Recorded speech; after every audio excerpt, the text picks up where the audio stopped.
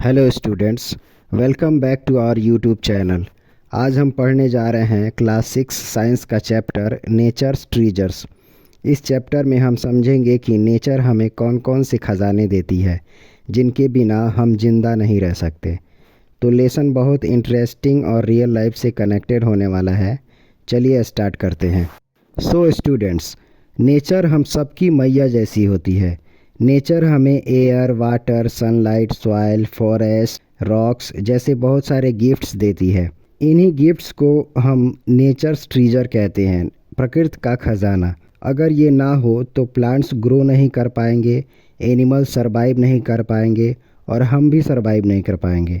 Example के लिए, अगर हवा ना हो तो हम सांस नहीं ले पाएंगे, अगर पानी नहीं हो तो हम प्यासे मर जाएंगे।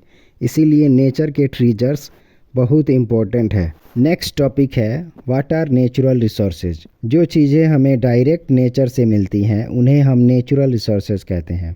नेचुरल रिसोर्सेज हमारी बेसिक नीड्स को पूरा करते हैं, जैसे फूड, वाटर, शेल्टर और एनर्जी। एग्जांपल्स के लिए air, water, forest, soil, minerals, sunlight, ये सभी नेचुरल रिसोर्सेज हैं। याद रखिए स्टूडेंट्स, अगर नेचुरल रिसोर्सेज ख़त्म हो गए तो लाइफ भी ख़त्म हो जाएगी। नेक्स्ट टॉपिक है एयर।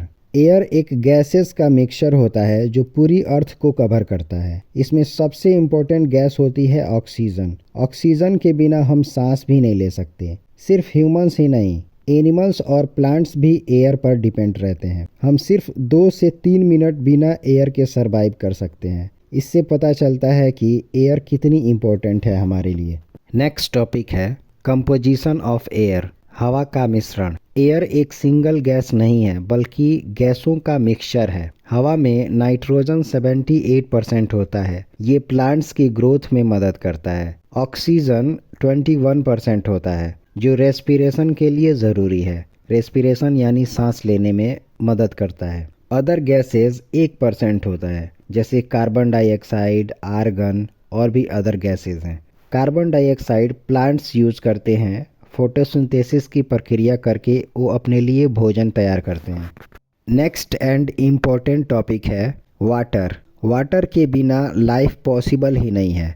वाटर हम यूज़ करते हैं पीने के लिए, खाना बनाने के लिए, नहाने के लिए, फार्मिंग के लिए, इंडस्ट्रीज़ के लिए। प्लांट्स को ग्रो होने के लिए भी वाटर चाहिए, इसलिए वाटर को लाइफ का बेस कहा जाता है। नेक्स्ट टॉपिक है सोर्सेज ऑफ वाटर। वाटर के 2 मेन टाइप्स होते हैं, एक सॉल्टी वाटर, दूसरा फ्रेश वाटर। सॉल्टी वाटर समुद्रों और महासागरों में होता है जो पीने लायक नहीं होता है। फ्रेश वाटर तालाब, झील, नदियाँ और कुओं में होता है जो पीने लायक होता है, साफ पानी होता है। सो स्टूडेंट्स ध्यान रखिए, फ्रेश वाटर लिमिटेड होता है, इसलिए इसे सेव करना बहुत ज़रूरी है। नेक्स्ट टॉपिक है वाटर कंजर्वेशन। वाटर कंजर्वेशन का मतलब होता है पानी को बर्बाद होने से बचाना। कुछ सिंपल एग्जांपल्स हैं, टैप खुला ना छोड़ें, लीक पाइप्स तुरंत रिपेयर करें, बचे हुए पानी को प्लांट्स में यूज करें। रेन वाटर हार्वेस्टिंग एक बहुत अच्छा तरीका है जिसमें हम बारिश का पानी स्टोर करते हैं। नेक्स्ट टॉपिक है एनर्जी फ्रॉम द सन। सन अर्थ का सबसे बड़ा एनर्जी का स्रोत है। प्लांट्स सनलाइट की मदद से अपना फूड बनाते हैं, फोटोसिंथेसिस की प्रक्रिया करके।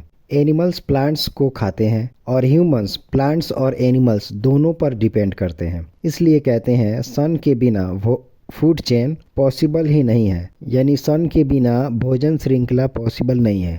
नेक्स्ट टॉपिक है solar energy. Solar energy clean और रिन्यूएबल होती है।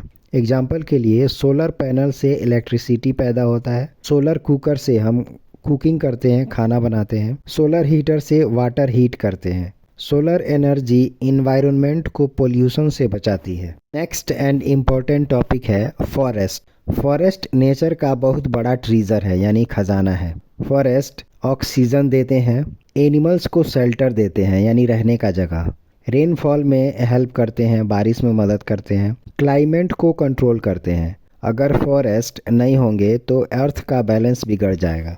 नेक्स्ट टॉपिक है सॉइल, मिट्टी।